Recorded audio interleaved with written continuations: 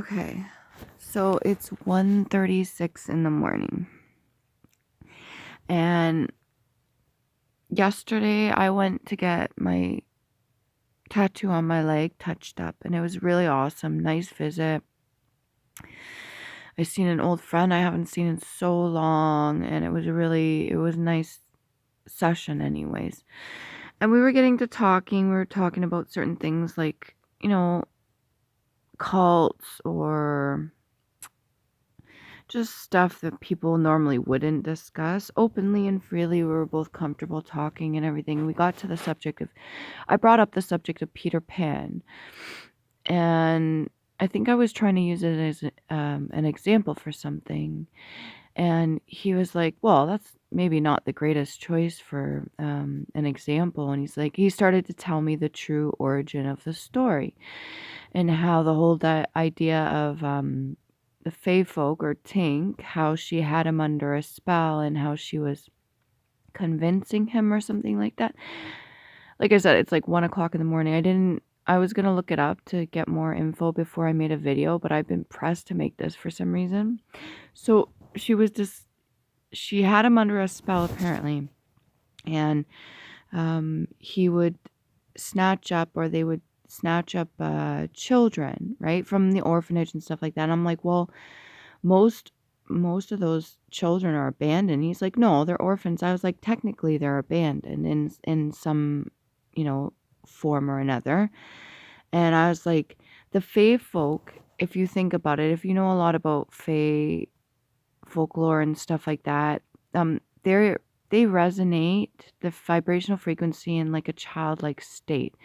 So a lot of the times I told them, I was like, whatever she was having him do, supposedly, right? I was like, and I guess Hook was the one that wanted the children to grow up to be adults or something. And I was like, well, Peter Pan himself never really got to experience, like a, a true childhood. He was like disturbed himself. And I believe he was abandoned as well. And then I was like, the Fae folk, they resonate a lot in their childlike state. So whatever it is that they do, they're not going to fully comprehend the consequences of their actions. They just do, as most children do. They're in the present, they're in the now. They're very, they can be destructive. They can get into like um, problems. Like, what do you call that? They can be, I want to say naughty. They can be, what's the word when you're doing mischievous? Yeah, that's it. They can really get into some problems. And then I was thinking about it and I'm like, there was a lady I think I watched and she was doing a reading. She was discussing the fact that there's like a group of men that specifically target certain people with, I'm gonna go so far as to say like a bloodline of Fae folk. They capture a fairy or something like that, and they're all trying to figure out what to do with her, and they're trying to use her gifts for bad. And then I got the flash in my head just before I made the video, the whole idea about Australia.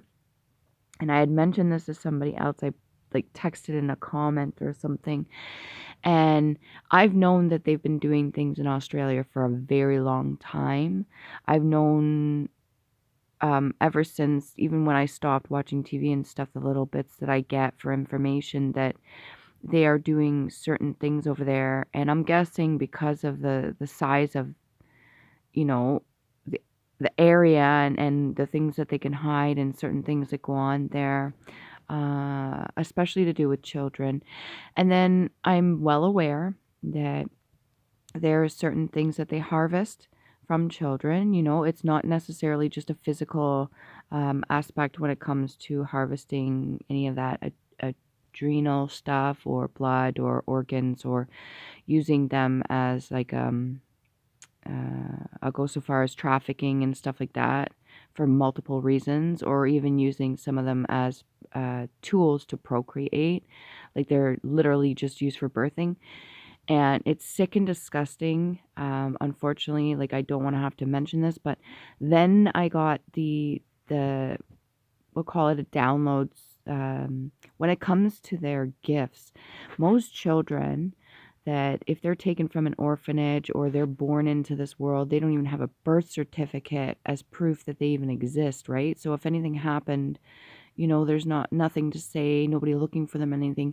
And the fact that they may be using their spiritual gifts, whatever they're inherited from their bloodline, their family, and the things that are available and accessible to them, that can be in the form of energy. And I'm pretty sure most people are well aware of the idea of energy vampires and how they siphon off of other people. They're not able to physically create their own energy for themselves, so they have to take it in a sense from other people. And a lot of that has to do with solar plexus energy and that core energy. And it's very crucial for manifesting certain things, especially when you're co-creating your own reality and bringing things into you. Some people are very abundant with their energy, meaning it's almost like the Midas touch. No matter what, not necessarily the story itself, Midas touch, if you know about that, it's a little bit sad, but the idea that anything that they put their energy into will turn into something. It's abundant, it's creative. A lot of that creative energy is sacral as well, which is very potent, and a lot of that is tied up to sexual energy as well, if you know anything about sacral chakra. So the whole idea that there's a lot of people that are harvesting and using children, not just for the physical attributes, but for the spiritual side of it, for the energetic side of it.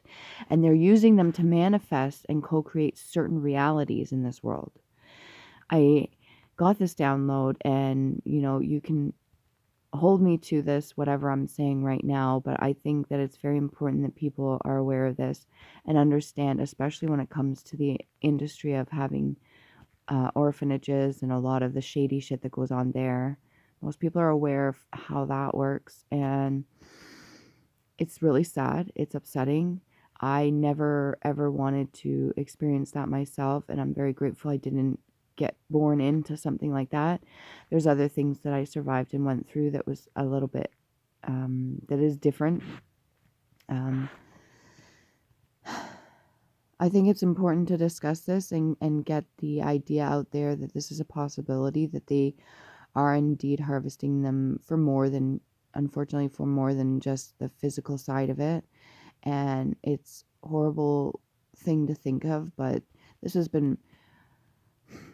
like the whole visit itself that I had, the discussion I had with my friend, and certain things that came up even in topic of discussion, especially when it comes to passed down karma and bloodlines and stuff, and the things that transpired that were passed down to us, and all this ties in. And then my own family, and how some of them themselves are adopted, and some of the issues I've had with a lot of them are adopted. And then I have my own background with my bloodline, and a lot of it ties to Scottish roots, and a lot of the folklore comes from the basis of the Nordic or Scottish or Irish, and that whole thing. So just the energy itself, the things I've had to deal with, the karma that I've had to go through with other people, and how that can all tie in together. And I remember making a video a while back, pretty sure it's on my list, to do with people that are adopted. And no, I cannot speak from experience, but my understanding of it is a lot of the stuff that's gone on, how they're being used as like puppets, because they can be easily broken, unfortunately, and they can be trained specifically like a vessel, being used for not so good reasons, and integrate themselves into all different industries and categories and stuff like that, and businesses, and have them grow up to I don't want to say infiltrate, but use them, people higher up using these individuals that were adopted for not so good reasons. I'll just put it that way, for very, very bad reasons. Almost like a pawn. They're being used, which is a shitty thing, but what people don't seem to understand is if they break you in a certain way and you have certain vices or certain things to cope, or you have certain traumas that were not healed, especially from childhood, you're going to be resonating at a certain frequency, and they're able to use that as a handle against you. And they're called handlers. People actually have handlers. There's even people that may not be in the limelight, so to speak, that have their own families, and this is traditionally passed down, where people will handle other people. The ones that are more woke won't speak about this, won't teach the knowledge, and they will handle other members of the family that are more brainwashed, which is fucked up. So yeah, I just wanted to discuss that. It's already 10 minutes. Hopefully it doesn't take too long to upload, and have a good Tuesday.